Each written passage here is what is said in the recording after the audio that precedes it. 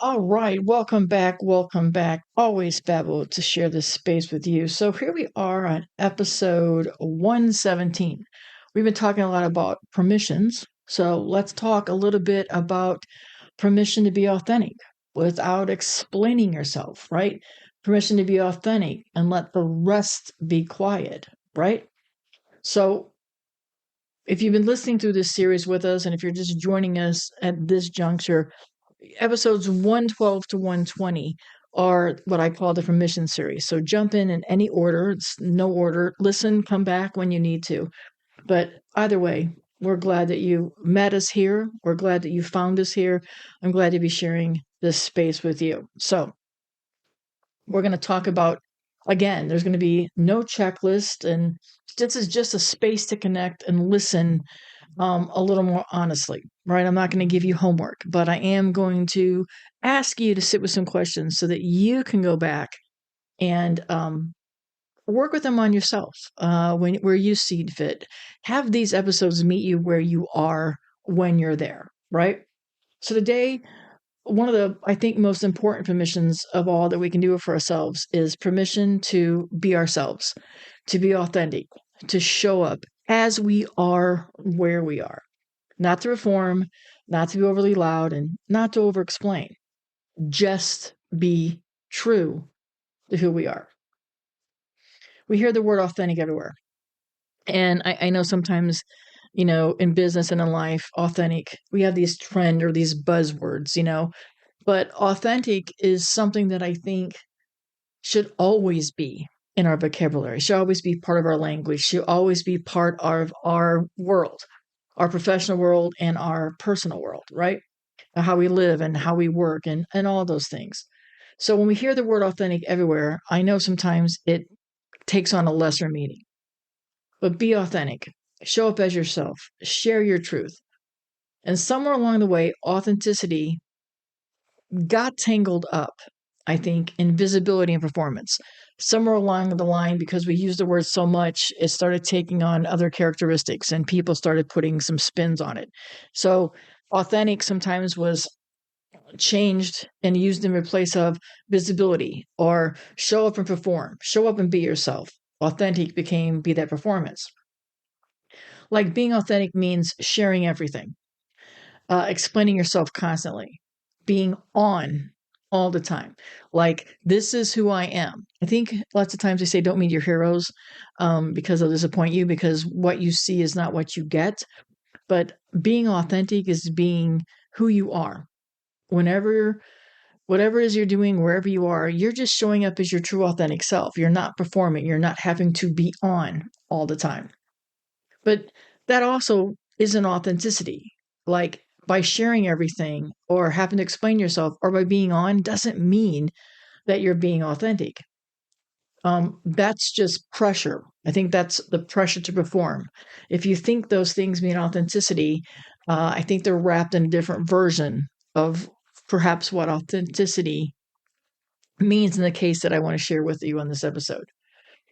And personally, professionally, I know that authenticity isn't about showing up everywhere. It's about honoring what's true, who you are.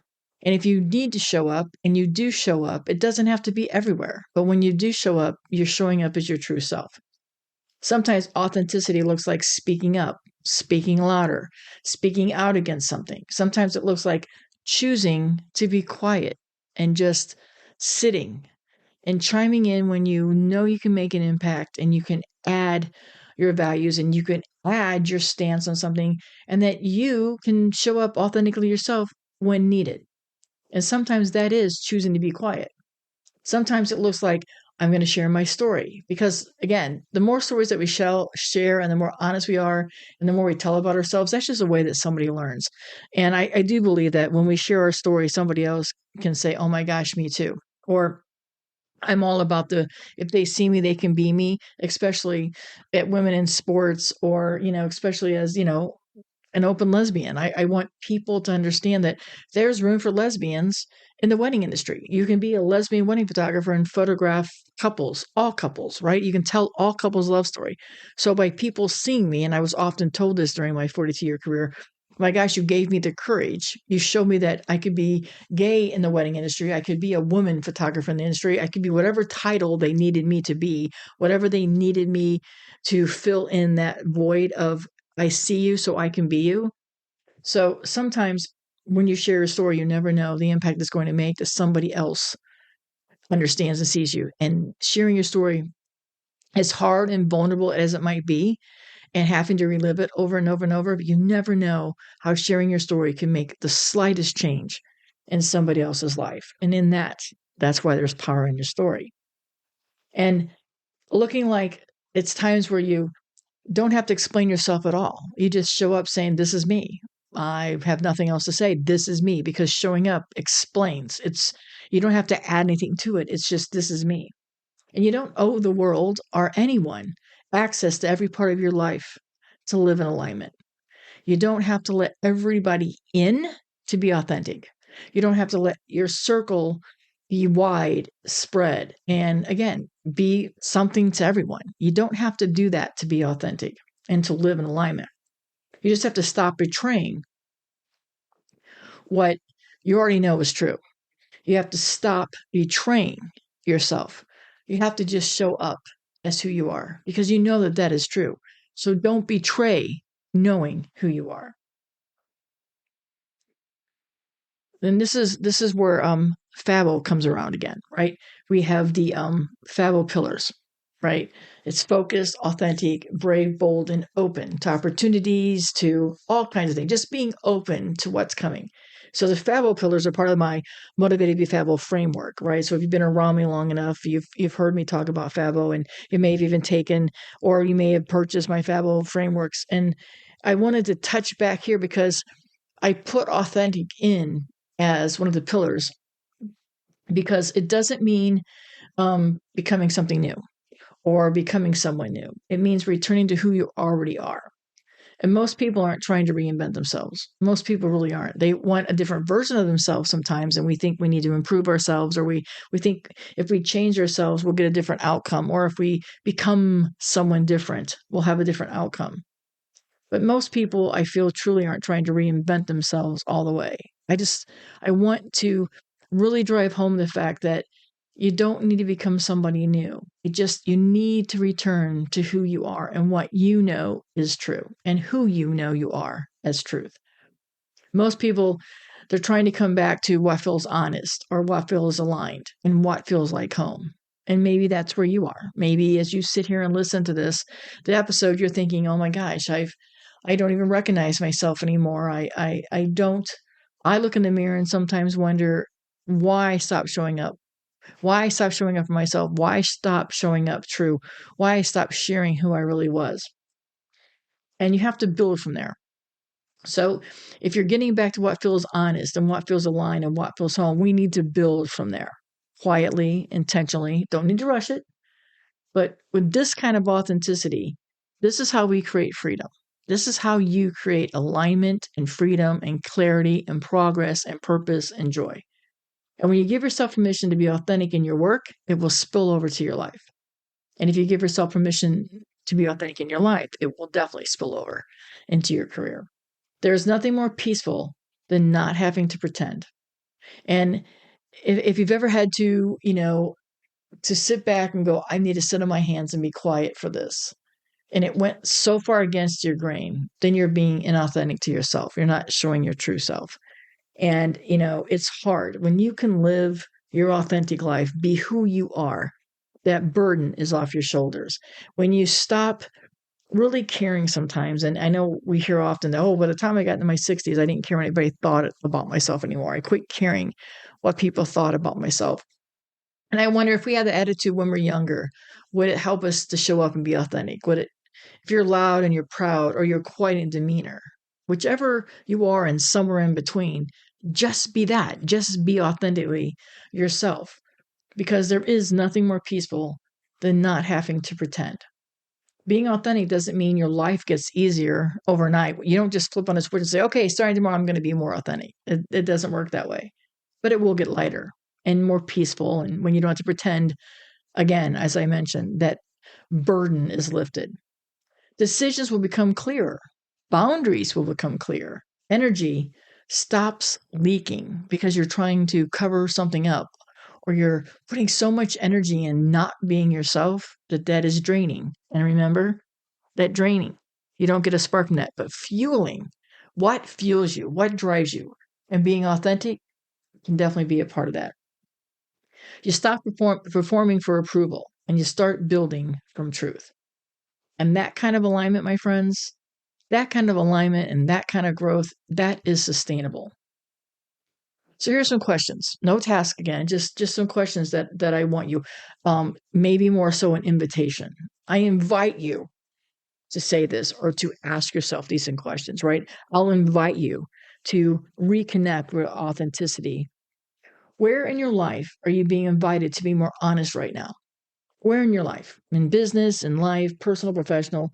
Where are you being invited to be more honest right now? What feels true to what you've been explaining away? What feels true to that? Like, I have to explain while I take this stance, or I have to explain why this is my opinion, or why I side with this objection, or why I object to this objection, or I try to explain why I want to do something. What is true? What feels true that you've been explaining away? And what would change if you literally just let yourself be authentic, even in the most quietest way? What would that mean to you? What would change if you could let yourself be authentic in the smallest, quietest way? You don't have to announce this. You don't need to justify it.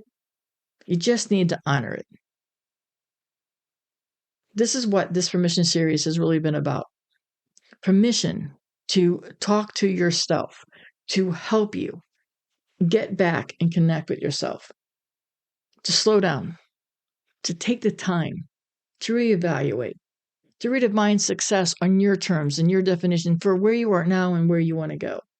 Permission to protect your energy, and permission to stop performing progress. Stop trying to make progress happen when you're not really clear about where you want to go. Permission to stop, and reset. Permission to pause and restart. And now, this permission episode is about being able to reconnect with who you are, coming home to yourself, being authentic.